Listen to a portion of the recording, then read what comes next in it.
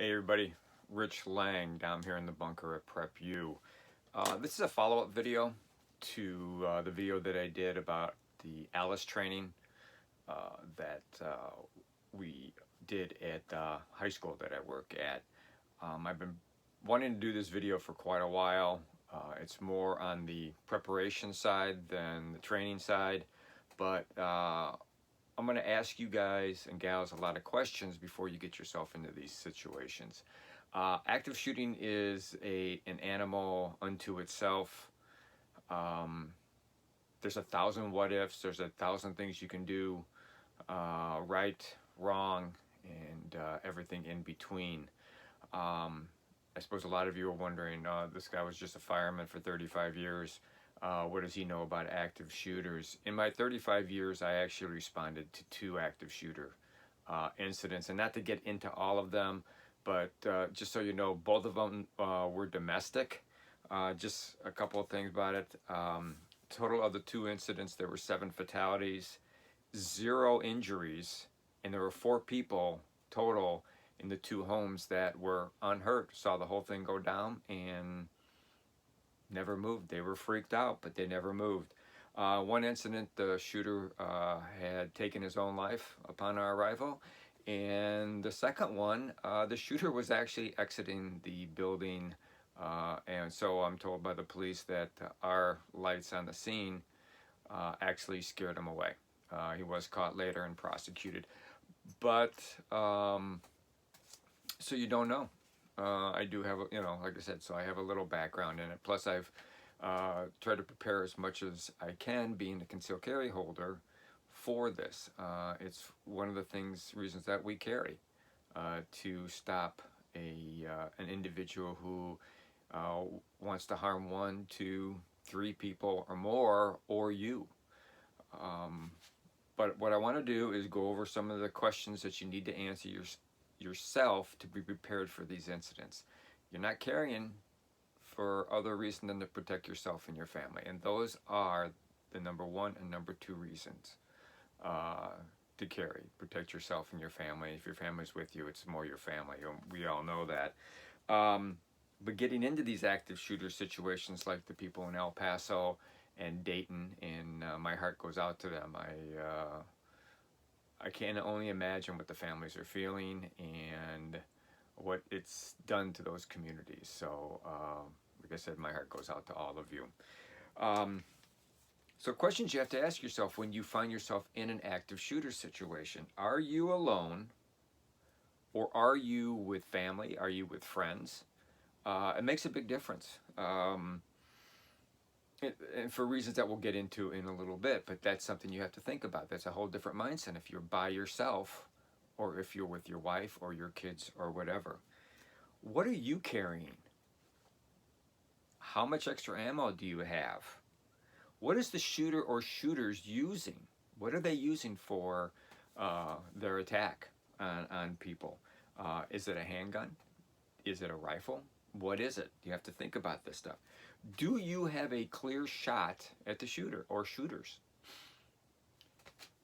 You always have to think, when you take that shot, what is beyond? Because you may or may not hit. You have to worry about that. You have to think about that. Do you have an escape route? Things go terribly wrong. Your gun jams. A second shooter shows. Do you have an escape? In the fire service, there's a reason, if you guys ever noticed it, why the fire extinguishers are near exits and doors from rooms. The reason being is, if you decide to fight that fire, you go to get the extinguisher and you turn and it's a lot bigger than what you thought. The doors and the escape is to your back, and you can get out. You can drop the extinguisher and leave. So you have to think about an escape route. How many shooters are there? It's a big question. And all the shooters may not have made themselves known to people. There could be a shooter hanging back. There could be somebody that's protecting that main shooter. And you have to think about that. Has anyone else engaged the shooter? Don't make yourself a victim at the shooter because you draw and Leo's already there, or there's another concealed carry holder that's engaging the shooter at the same time. They don't know that you're not with the shooter. They don't. You need to announce what's going on, and you have to look at everything that's going on around you. All right, here's a couple do's and don'ts when it comes to this. All right. Like I said before, do not get perceived as a second shooter. Let people know who you are, what your intentions are. Look at the scenario. Look around you. All right? Be aware of your surroundings. All right? Don't shoot if others will get hit. We talked about this like 30 seconds ago. You need to make sure that your field of fire is clear. The last thing you want to know after you've taken down the shooter, that 3 of your shots injured or killed innocent bystanders. Yes, I know, you probably saved a whole bunch of other people, but you have to think about that because it will affect you the rest of your life and it will affect you legally. All right, dudes. All right. If you do decide to act, take a deep breath. Don't race into this. Take a deep breath. Pull your firearm out. Make sure you have chambered around. Make sure that it's ready to go. Make sure, dear God, make sure that if you have an external safety, it's off. You are set to fire when you make that move because you aren't going to have the seconds to release that safety when you engage. All right? If you have extra magazines, which you need to have extra magazines, because I don't care how many rounds that your firearm carries, you're going to need an extra magazine. All right? Count your shots too. Train to counting your shots. Have that magazine at the ready so you could dump your one mag and put in the second one. All right. Quickly run the plan through your head. What are you going to do? Which direction is he going? Because you're still keeping an eye on that shooter and looking at your surroundings to make sure there's not additional shooters. Take a quick look, make sure everything's the same, and if all is good, act. Act with authority and direction and purpose. Do not hesitate. You have made the decision to engage this shooter or shooters. Engage them. And engage them till you've neutralized the situation. You've neutralized the shooter. That's your job. If you act, continue to assess the surroundings for certain things. Again, you want to assess your area for additional shooters, a second shooter, a third shooter who may come into the game a little bit late or is holding back, that wants to see that law enforcement or citizens are engaging the original shooter. You want to make sure that they aren't there and they come up behind you and take you out.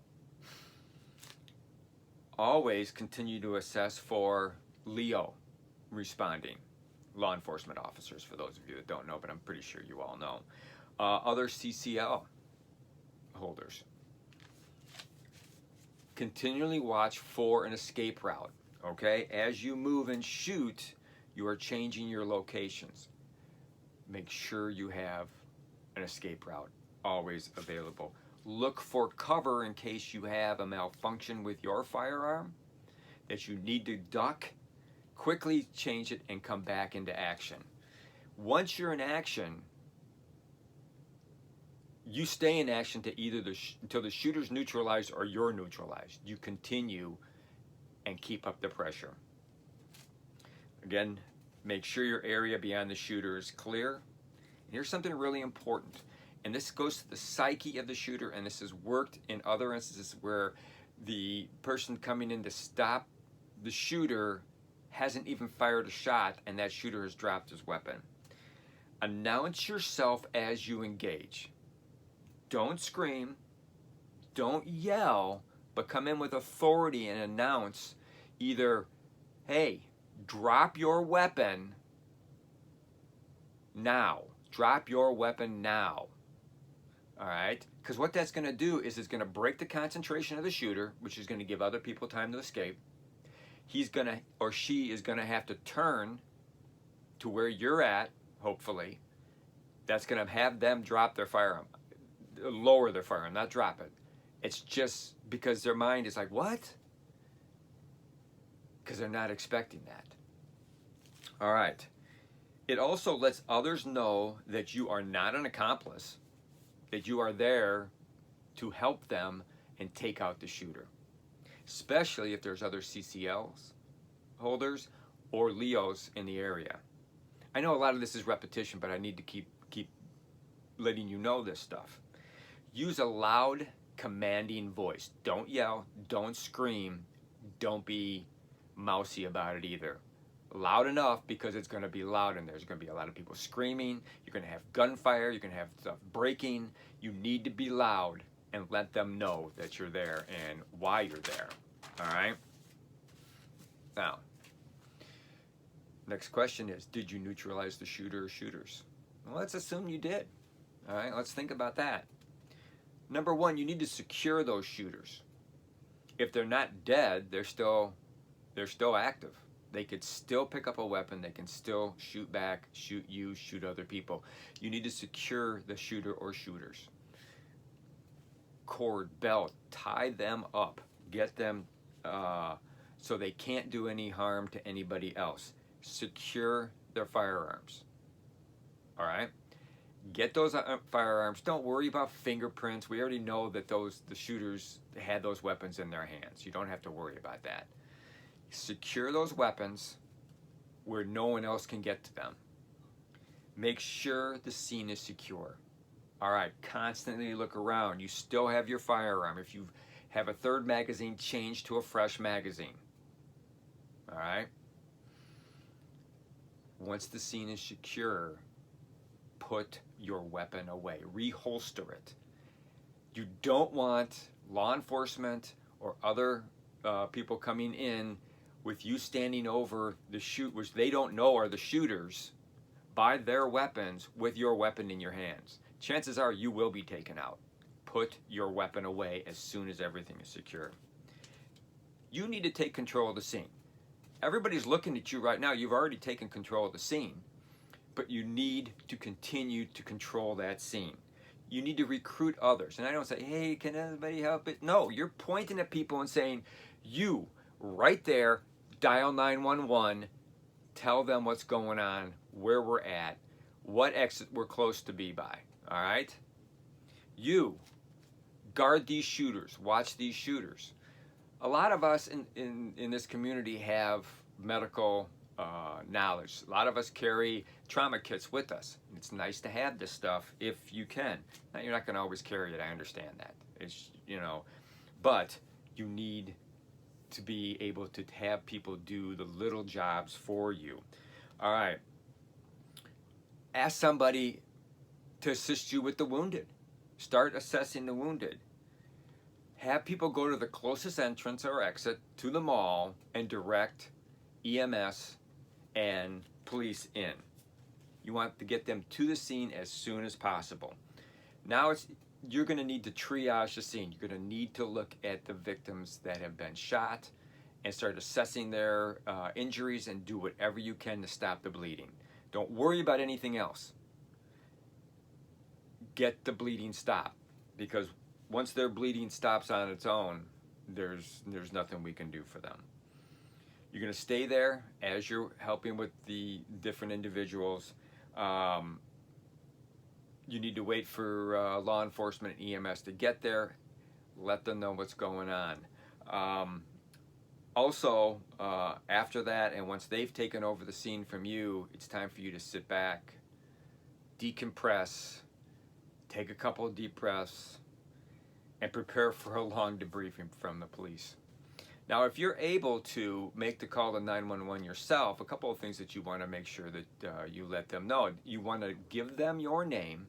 You want to give them your description. You want to tell them what you did and that the shooters are down and where you are close to, where you're by. If you can see an entrance off of a particular road that you know, tell them that's where you're at. If you're by a anchor store, whatever it might be, or a small boutique or whatever, let them know where you're at and who you are and what training that you have and what you've done, because they're coming in and they don't know who the shooters are. They don't know if the shooters are neutralized. You need to tell them all this stuff.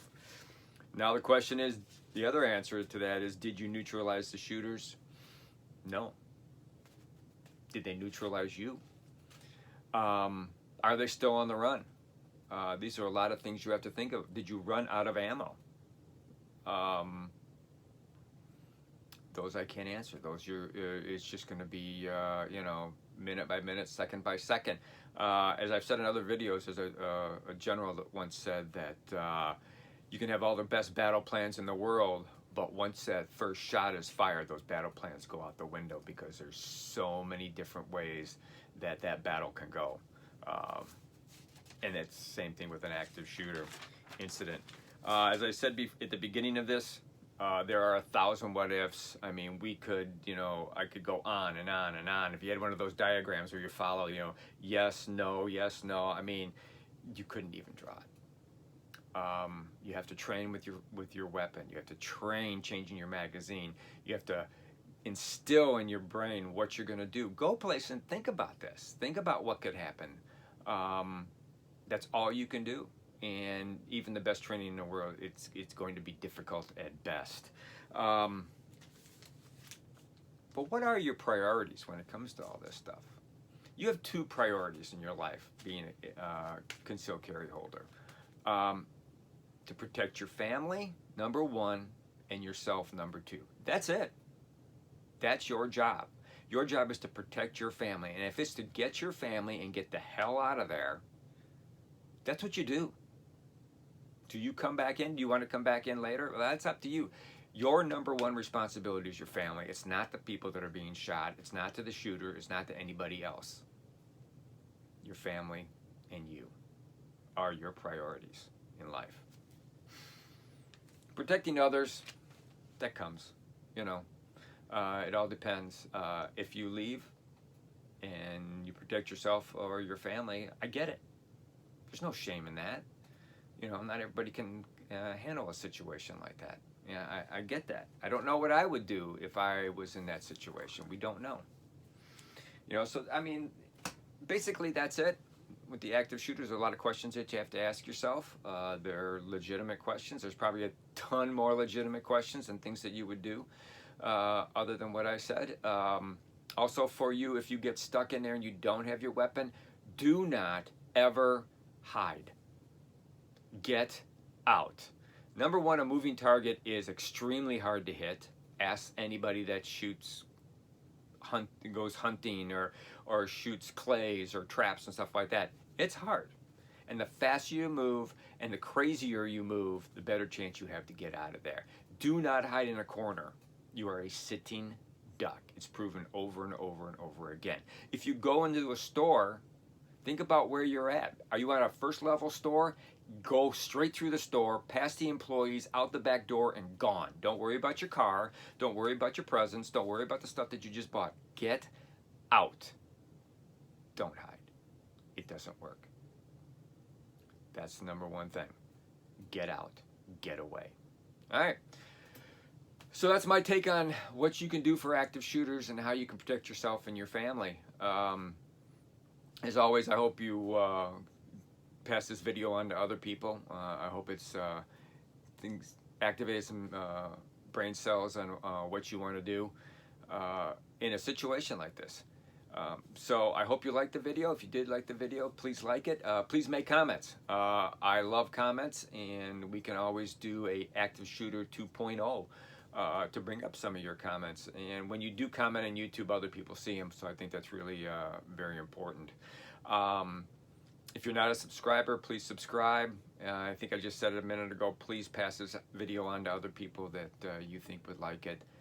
Repost it as often as possible. Please check us out on Facebook. We are out on Facebook, and I do put photos and lists and stuff like that. And yes, I know the list video is coming sooner or later, but it's summertime and I'm having too much fun outside.